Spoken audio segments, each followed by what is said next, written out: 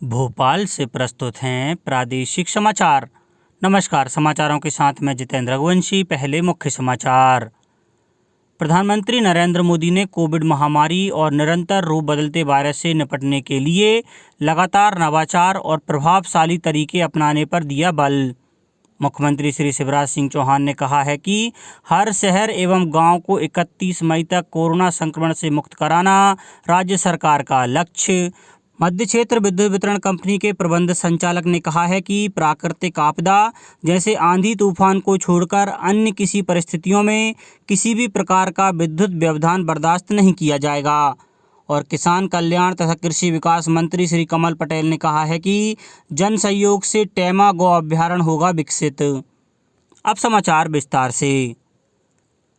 प्रधानमंत्री नरेंद्र मोदी ने कोविड महामारी की चुनौतियों से निपटने के लिए निरंतर नवोन्मेष, नए तरीके और प्रभावशाली रणनीति बनाने पर जोर दिया है। श्री मोदी ने कहा है कि वायरस लगातार अपना स्वरूप बदल रहा है और वैज्ञानिक वायरस के बदलते स्वरूपों से निपटने के लिए काम कर रहे हैं। प्रधानमंत्री ने कल कोविड की ताज़ा स्थिति के बारे में 10 राज्यों के जिलाधिकारियों से वर्चुअल संवाद किया। श्री मोदी ने कहा कि कोरोना वायरस की दूसरी लहर के बीच वायरस का बदलता रूप वयस्कों और बच्चों के लिए चुनौती बना हुआ है। उन्होंने राज्यों के प्रशासन और जिलाधिकारियों से इस संक्रामक रोग की गंभीरता से संबंधित आंकड़े जुटाने को कहा है। श्री मोदी ने कहा कि इससे आगे आने वाली चुनौतियों का सामना करने के लिए बेहतर नीतियां बनाने में मदद मिलेगी। कोविड टीकों की बर्बादी को रोकने की जरूरत पर जोर देते हुए प्रधानमंत्री ने कहा कि एक टीके की बर्बादी का मतलब एक जीवन को सुरक्षा कवच उपलब्ध कराने में असमर्थ होना है। प्रधानमंत्री ने कहा कि केंद्र सरकार टीकों की आपूर्ति बनाए रखने के लिए निरंतर प्रयास कर रही है। केंद्रीय स्वास्थ्य मंत्रालय राज्यों और केंद्र शासित प्रदेशों को टीकों के 15 दिन के स्टॉक की उपलब्धता के बारे में पहले ही सूचना दे देता है। प्रधानमंत्री ने आशा व्यक्त की कि आने वाले दिनों में जिला स्तर पर टीकों की आपूर्ति बढ़ाकर टीकाकरण अभियान को और मजबूती मिलेगी। प्रधानमंत्री नरेंद्र मोदी ने कहा कि कोरोना के सक्रिय मामलों में कमी आने के बावजूद कोविड महामारी से उत्पन्न चुनौतियां अभी भी बनी हुई हैं। कोविड महामारी से बचने के नियमों का पालन करना ही इस बीमारी से बचने का एक सशक्त माध्यम है। कोविड एप्रोप्रिएट बिहेवियर जैसे मास्क पहनना, हाथ धोना, जब इनमें कोई कमी नहीं आती, आपके जिलों के बाजारों में, गांव में कम से कम होने के बाद भी लोग सभी दिशा निर्देशों का पालन करते हैं, तो ये कोरोना से लड़ाई में बहुत मदद करता है। कोविड महामारी से लड़ने में जिलाधिकारियों की अहम भूमिका की सराहना करते हुए प्रधानमंत्री ने कहा कि अपने क्षेत्र में किए गए कार्यों और अनुभवों को साझा करने से इस महामारी से निपटने के लिए प्रभावी नीतियां बनाने में मदद मिलेगी।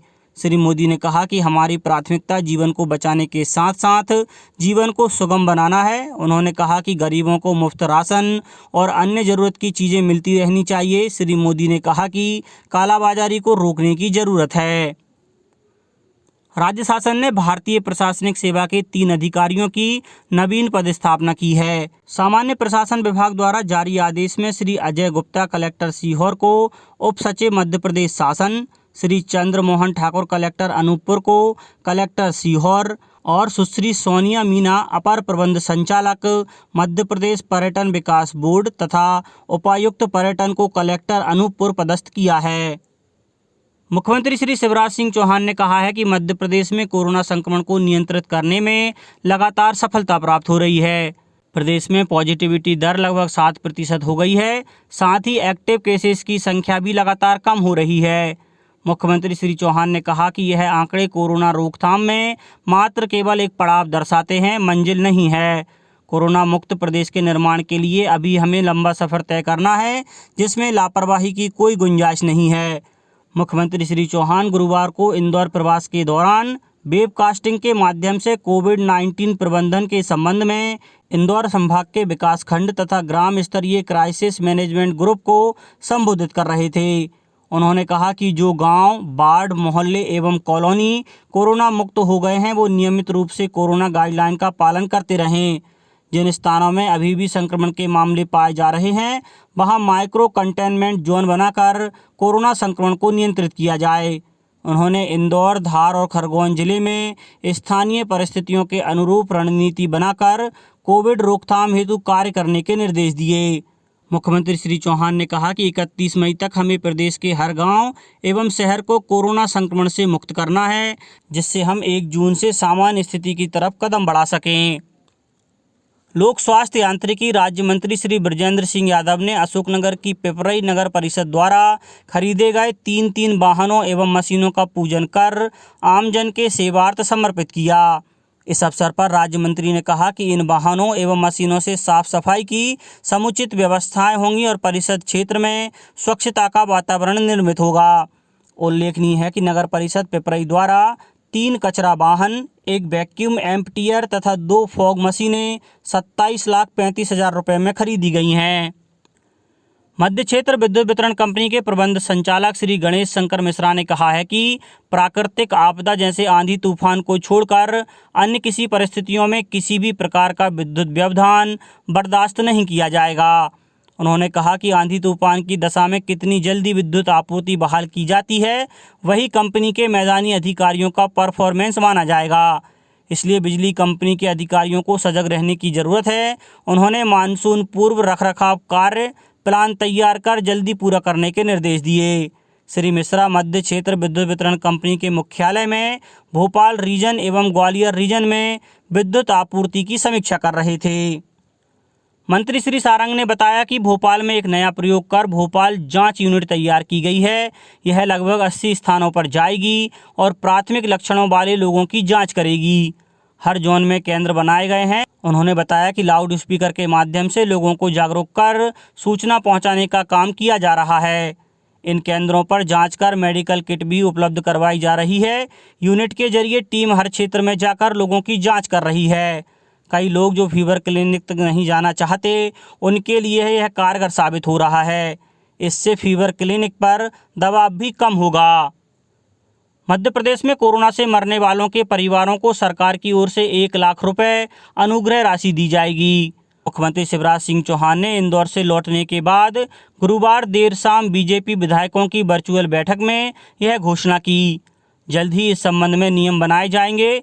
2 दिन पहले ही सरकार ने कोरोना से मरने वाले सरकारी कर्मचारियों के परिजनों को 5 लाख रुपए की आर्थिक सहायता देने का निर्णय लिया था।